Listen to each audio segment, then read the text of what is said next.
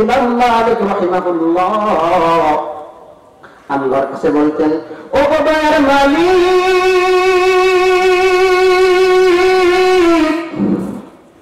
আমার যদি মৃত্যু হয় গো মালিক, আমার মদিনার মাটিতে যেন মৃত্যু হয় গো মালিক, আর যদি মদিনার মাটিতে মৃত্যু হয় গো মালিক, মদিনার মাটিতে আমার জান্নাতের দাফন কাফন হবে জান্নাতুল বাকির মধ্যে। আর জান্নাতুল বাকির মধ্যে অসংখ্য সাহাবী ঘুমিয়ে আছে।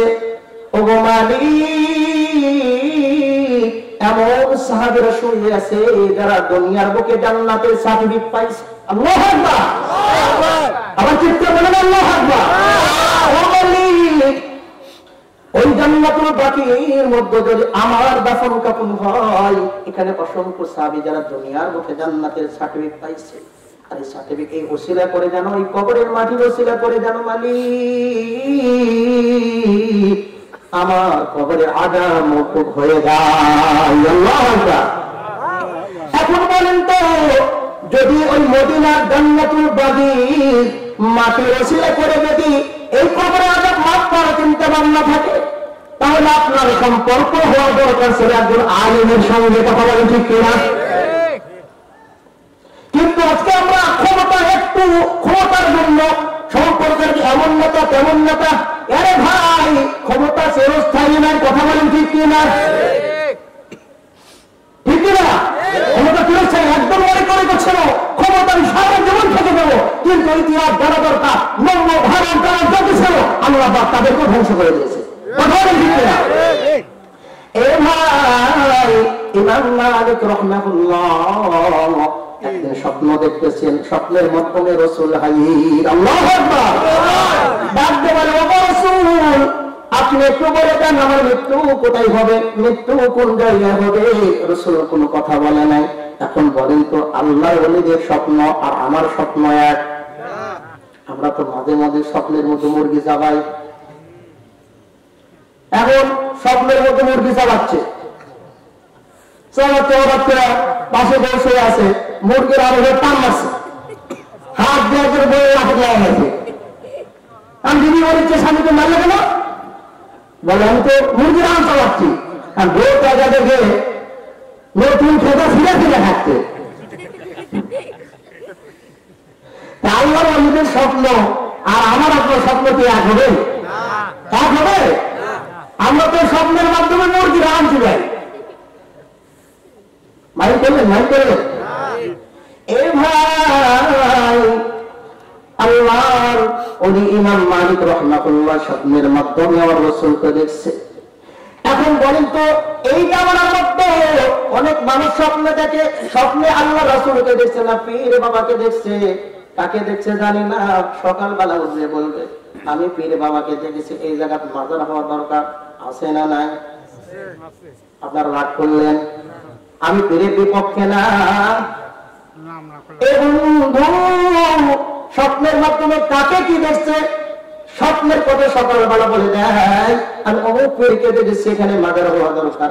মাজার হতে দেরি, টাকা দিতে দেরি না। কথা বলেন, কথা বলেন না কেন? এবং স্বপ্নের মাধ্যমে যখন রাসূলকে দেখছে, রাসূল পয়গম্বর পাঁচটি আঙ্গুরে দেখাইয়া স্বপ্নের মাধ্যমে বিদায় হয়ে গেছে। এখন অনেক হাজিরা হজ করতে যায় মদিনায়, মালিককে ডাকতে বলে মালিক,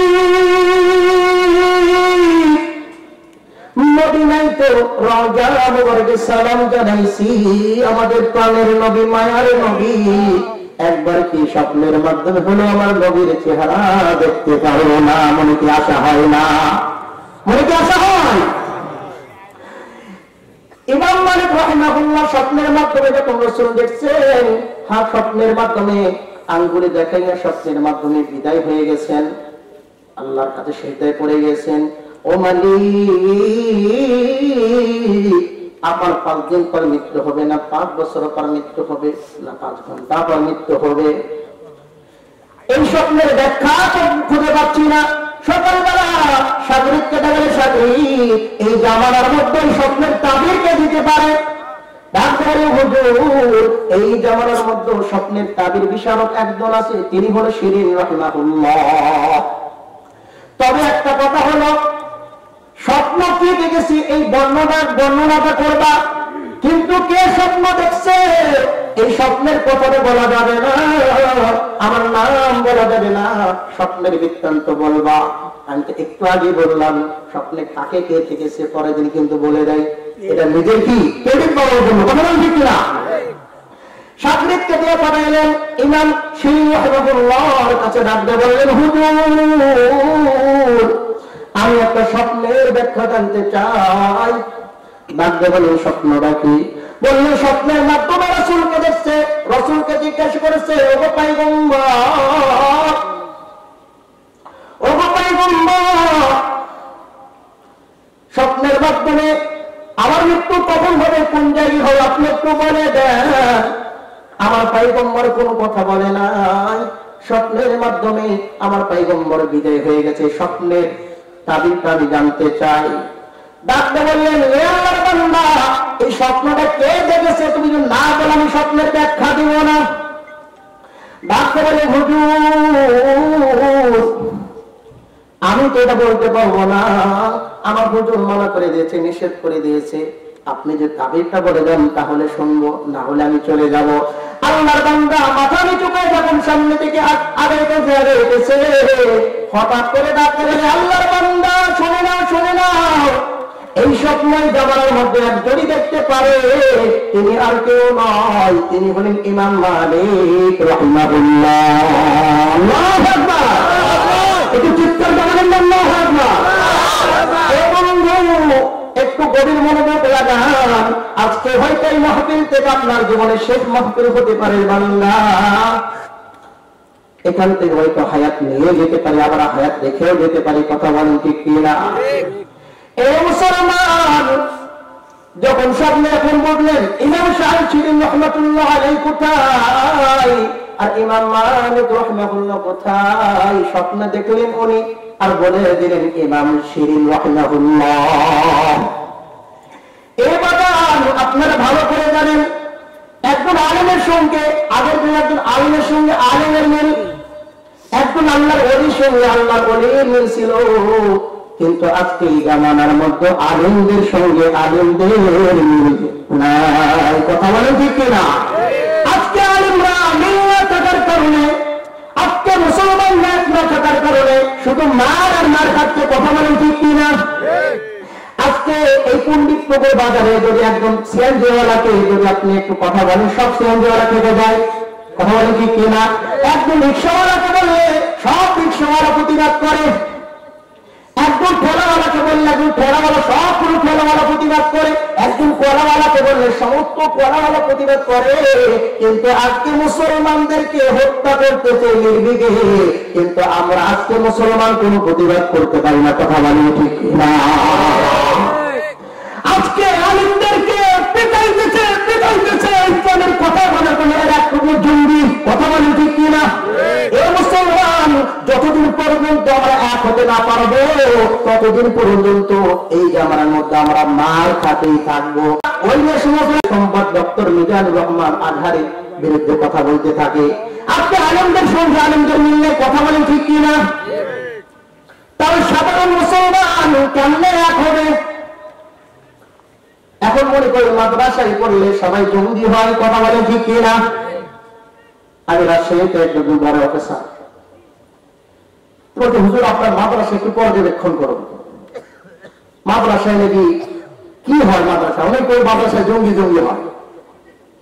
আমি স্যারকে নিয়ে আসলাম, আমি ক্যান্টনমেন্টে নামাজ পড়াই, তারাবির নামাজ পড়াই, তো স্যারকে নিয়ে আসলাম, মাদ্রাসাকে নিয়ে আসলাম, নিয়ে আসার পর আমি মাদ্রাসার ছাত্র কয়েকটিকে ডাক দিলাম, একটু তেলাওয়াত শোনাও। এরপরে বললাম তুমি ইংরেজিতে বক্তৃতা দাও, তুমি যে কথাগুলো বললে এই আরবিতে বক্তৃতা দাও। তখন স্যার তো অবাক, এগুলো কি আপনারাই শেখেন? জি স্যার, এগুলো আপনারাই শেখেন। আমি তো একটা মাদ্রাসায় জঙ্গি হয়, কারণ এই যুগের মানুষ কিছু মানকুত্তর বাহিনী আছে, মুনাফিকি দল, তারা মাদ্রাসায় জঙ্গি তৈরি হয়, কারণ মাদ্রাসামুখী মানুষ হবে, এই কারণে অনেক মানুষ মাদ্রাসা থেকে চলে এসেছে, কথা বলেন ঠিক কিনা?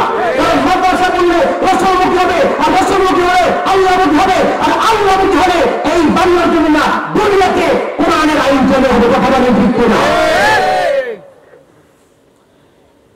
এখন এদের মধ্যে ঢুকে গেছে মাদ্রাসায় করলে এইটা কেমন পড়াশোনা, এটা কি করে, এটা না খেয়ে মরবে, কথা বলে ঠিক কিনা? কিন্তু আমরা এই বাংলাদেশে এমন একটা মাদ্রাসা দিয়েছি যেটাকে চেঞ্জ করে দিয়েছি, যেখানে একসাথে আরবি, বাংলা, ইংলিশ সবকিছু একসাথে পড়ানো হয় এবং সেখানে মধ্যবিত্ত পরিবার পড়াতে পারবে। এখন হুজুর এত টাকাতে মাদ্রাসায় পড়া যায়, সেখানে ভর্তি করতে 1 লক্ষ টাকা লাগে।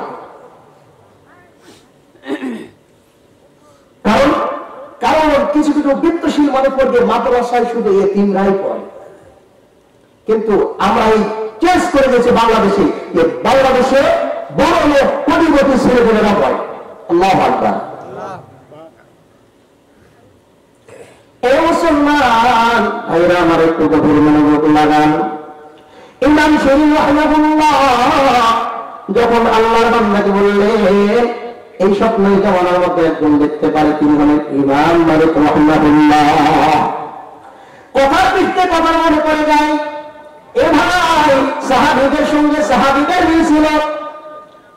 একদিন হযরত আলী রাদিয়াল্লাহু তাআলা স্বপ্নের মাধ্যমে দেখতেছেন আমার পয়গম্বর একজন মহিলা খেজুরের বাটি দিয়ে গেলেন, ডাকতে বললেন পয়গম্বর আপনিও খেজুর খাবেন, আপনার সাহাবীদের মধ্যেও খেজুর দেবেন। পয়গম্বর সবাইকে খেজুর একটা একটা করে দিতেছেন, হযরত আলীকেও একটা দিয়েছে। হযরত আলী স্বপ্নের মাধ্যমে খেজুর চুবাইতেছেন, এর মাধ্যমে ফজর আযান হয়ে গেছে, নামাজের জন্য প্রস্তুতি নেবে। হঠাৎ করে দেখে মুখের মধ্যে স্বপ্নের মাধ্যমে আমার রাসূল যে খেজুর দিয়েছিলেন এই খেজুরের বাটি এখনো পর্যন্ত মুখের মধ্যে রয়ে গেছে। আল্লাহু আকবার, একটু বলেন না আল্লাহু আকবার। হযরত আলী রাদিয়াল্লাহু তাআলা নামাজের প্রস্তুতি মসজিদের নববীর মধ্যে চলে গেছে। ভাইরা আমার নামাজ যখন আদায় করেছে, ঠিক আমার রাসূলকে যেমন করে খেজুর আল্লাহর বান্দা দিয়েছিলেন, এক বাটি খেজুর নিয়ে এসে ওই জামার মধ্যে দায়িত্বপ্রাপ্ত ছিলেন ওমর রাদিয়াল্লাহু তাআলা খলিফাতুল মুসলিমিন, খেজুরের বাটি দিলেন, বললেন ওগো ওমর ফারুক খলিফাতুল মুসলিমিন, আপনিও খেজুর খান, আপনার সাহাবীদের মধ্যেও খেজুর দেন। ওমর ফারুক রাদিয়াল্লাহু তাআলা সবাইকে একটু একটু করে খেজুর দিতেছেন। যখন আলীর কাছে খেজুর দেবেন, আলী ডাকতে বলে ভাই আমাকে তো একটা খেজুর দেবে, আমার তো আরো 2টা দেখা আছে, আরো কি 2টা দেওয়া যায় না?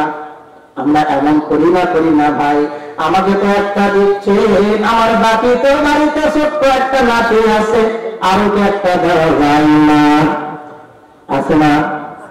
এই মুসলমান একটু গভীর মনোযোগ লাগান। যখন আলীকে একটি খেজুর দিতে গেছে, ডাকতে বলে ভাই আমার বাড়িতে 2টি সন্তান আছে, হযরত হাসান হুসাইন, আমাকে কি 2টা খেজুর আর বেশি দেওয়া যায় না? ওমর ডাকতে বলে ভাই যেখানে আমার রাসূল আপনাকে একটি খেজুর দিয়েছে, সেইখানে আমি ওমর কি করে 2টা খেজুর দিই? আল্লাহু আকবার বলবেন না? এখন বলতে পারে ভাই আলী আপনি যে গতকালকে স্বপ্নটা দেখেছেন, আমার আল্লাহ রাব্বুল আলামিন ওই স্বপ্ন একই স্বপ্ন দেখেছি, আপনি কি দেখেন না ওই স্বপ্নের মধ্যে আমিও ছিলাম? একটু বলেন না আল্লাহু আকবার। আল্লাহু আকবার। আল্লাহর সম্পর্ক একজন আল্লাহর ওলির সঙ্গে একজন আল্লাহর ওলির সম্পর্ক, একজন সাহাবীদের সঙ্গে একজন সাহাবীদের সম্পর্ক। এবার আল্লাহর বান্দা যখন চলে গেলেন, ডাকতে বললেন হুজুর আমি স্বপ্নের ব্যাখ্যা জানতে চাইছিলাম, কিন্তু আমাদের স্বপ্নের কোনো ব্যাখ্যা দেয় নাই। আমি যখন বললাম হুজুর স্বপ্নের মাধ্যমে রাসূলকে দেখেছে, রাসূল স্বপ্নের মাধ্যমে 5টি আঙ্গুলে দেখাইছে, আপনি একটু স্বপ্নের তাবিরটা বলেন। ডাকতে বলেন যতক্ষণ পর্যন্ত যে স্বপ্ন দেখেছে বান্দার নাম না বলবা, ততক্ষণ পর্যন্ত আমি স্বপ্নের তাবির বলবো না। এবার ইমাম মালিক রাহিমাহুল্লাহ চিন্তা করলেন একবার হয়তো আমার দেওয়া দরকার। তবে একটা বোঝার বিষয় হলো, আমি যখন ওখান থেকে চলে আসবো, পেছন থেকে ডাকতে বললেন, আল্লাহর বান্দা শুনে নাও, শুনে নাও, এই স্বপ্নটা আর কেউ দেখে নাই। এই জামানার মধ্যে আল্লাহর বান্দা একজনই দেখতে পারে, তিনি হলেন ইমাম মালিক রাহিমাহুল্লাহ। এবার ইমাম মালিক রাহিমাহুল্লাহ হাঁটি হাঁটি পা পা করে যান, আসসালামু আলাইকুম ওয়া রাহমাতুল্লাহি ওয়া বারাকাতুহু। হুজুর, আমি স্বপ্নের ব্যাখ্যাটা জানতে চাই। ডাক্তার বললেন, স্বপ্নের কোন হুজুর কোনো কথা বললেন না, কোরআনটা সুন্দর করে এইভাবে বের করলেন। ডাক্তার বললেন, বিসমিল্লাহির রাহমানির রাহিম, ইন্নাল্লাহা ইনদাহু ইলমুস সাআহ ওয়া ইউনাজ্জিলুল গায়ব ওয়া ইয়া'লামু মা ফিল আরহাম ওয়া মা তাদরি নাফসুম মাযা তাকসিবু গাদা ওয়া মা তাদরি নাফসুম বিআইয়ি আরদিন তামুত ইন্নাল্লাহা আলীমুন খাবীর।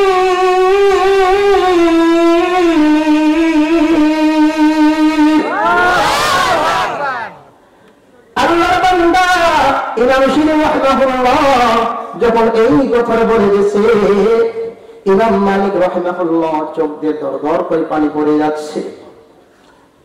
যখন এই আয়াতটা শোনার পর সামনে থেকে আগাইতে লাগবে, পিছন থেকে আল্লাহর বান্দারা জিজ্ঞাসা করলেন, ওগো হুজুর, আপনি স্বপ্নের কথা জিজ্ঞাসা করলেন, স্বপ্নের তো তাবির দিলেন না, আপনাকে শুধুমাত্র একটা কোরআনের আয়াত শুনে দিলেন।